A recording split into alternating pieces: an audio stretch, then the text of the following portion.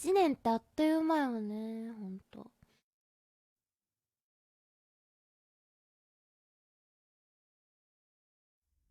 はあ、勉強のともにエリルの配信見る。えらい。お昼休みなんかも。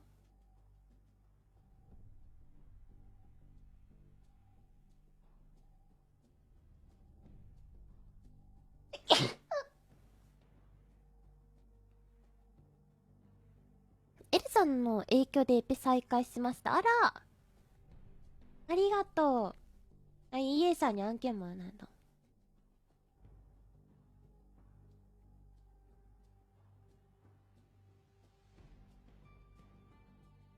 よいしょ。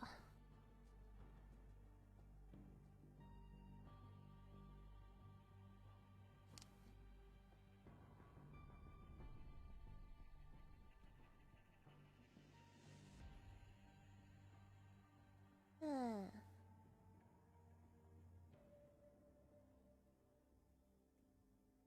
よいしょ。うとうと。うとうとね。